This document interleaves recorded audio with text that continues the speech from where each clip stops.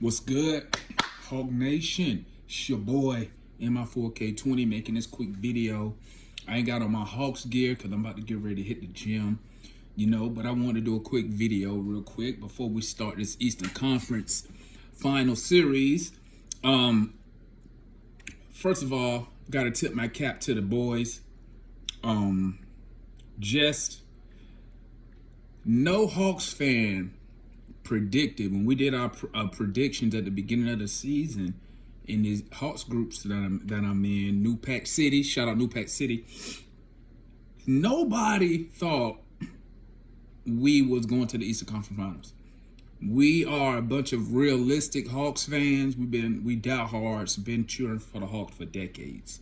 So all we wanted, well, our expectation was to make the playoffs. We thought we was going to make it like as an AFC, because we knew we had Lloyd Pierce as the head coach, and we knew we really didn't know who was working with besides Trey and John, okay? But boy, damn, it feel good to be a Hawks fan right now, man. Just watching our guys mature, watching our draft picks pay off. Come on, man. Collins, Herter, Trey.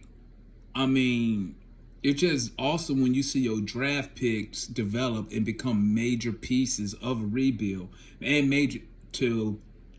become major pieces of just basically what you can call us, a championship contending team, because that's what we're doing right now, contending for the championship, Final Four, But let me get into it. Us against the Bucks, man. Once again, the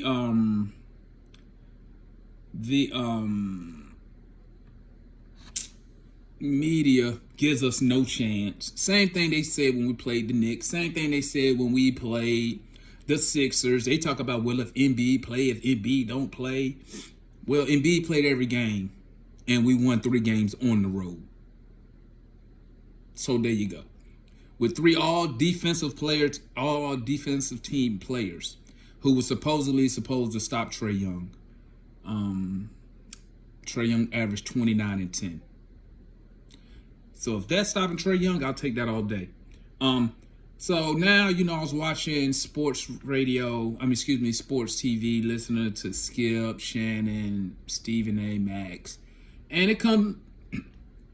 they just say stuff that I already know, that they don't watch the Hawks, never have, never will. They probably just caught a couple of clips from us in the playoffs. Stephen A. Smith said he's concerned about Trey Young because he's so small. Like, you really get paid millions of dollars and that's your analysis of the game? Trey Young is so small that's why we're going to lose the series? Come on, Stephen A. You got to do way better than that, man. Listen up, man. True Hawks fan right here, okay? We're going to beat the Bucks. We're going to beat the Bucks in 6 games. If you look on my video before the Philly series, I said 6 games.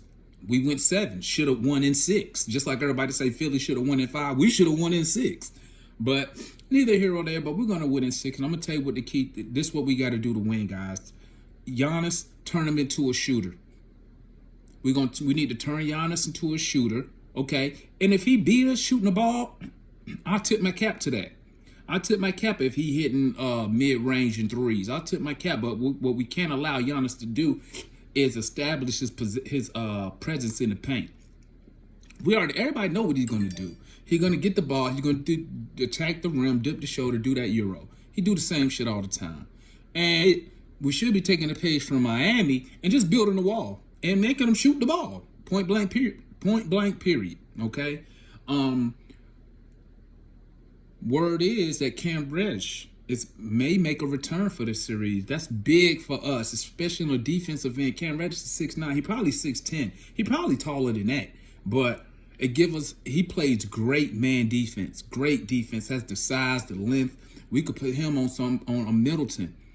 That's my concern. Slowing down Middleton and Drew Holiday. That's who I want to slow down. You look at the series against the Nets. The Bucks couldn't do nothing when Middleton wasn't worth a damn the first 2 games. Giannis was going all out like an MVP, but without Middleton production, they was getting their ass whooped. Then you throw in the fact that it was just KD by his damn self. KD with 4 random dudes, and the Bucks, it took overtime for them to win. And a big-ass game by Middleton. I think they had like 38, 9, and 8 or something like that.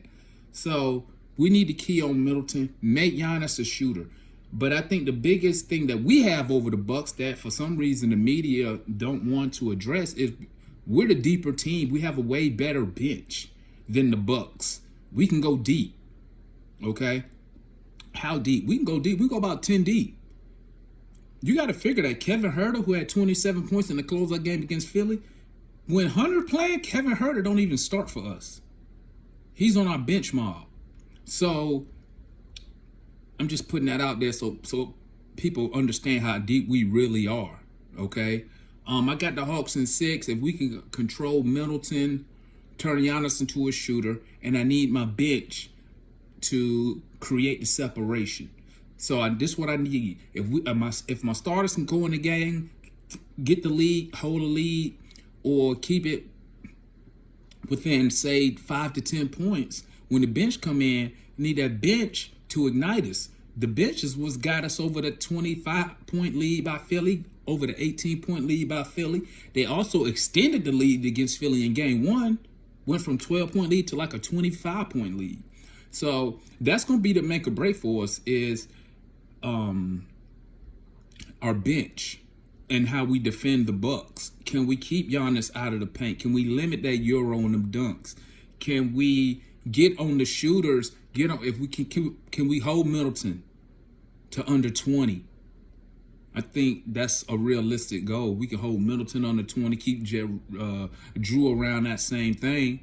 We got a good shot at winning this thing. But I think the Hawks, I think we're going to win in 6. I think we're going to take game 1 tonight because, you know what? We playing with house money, fam. We have no pressure.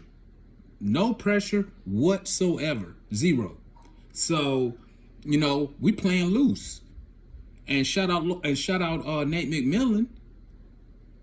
Nate McMillan is coaching his first conference final, so I know he's going over every fine detail, making sure that the player's ready, making sure that our game plan is set.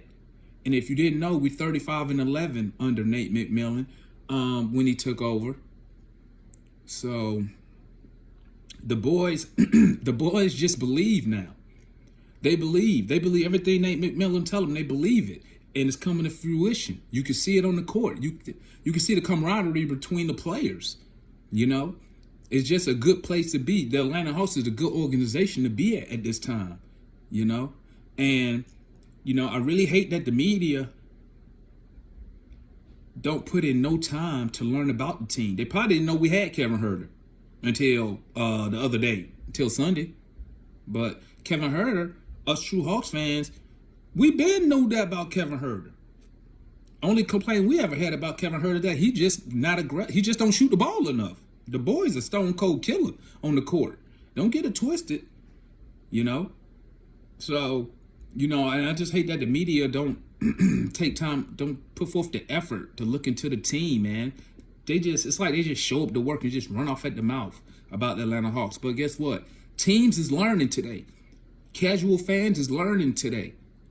Well, I should say this whole playoff. New York know about the Hawks. Philadelphia know about the Hawks. Now we're about to let Milwaukee know about the Hawks. So like I said, guys, I got Hawks in 6. It's going to be a great series. Trae Young is a legend. If you didn't know, he's a legend. And he's going to continue his playoff run. We're making it happen. We're making it shake. Hawks fans, this is a great time in our organization. And I'm going to catch y'all after the game. Peace.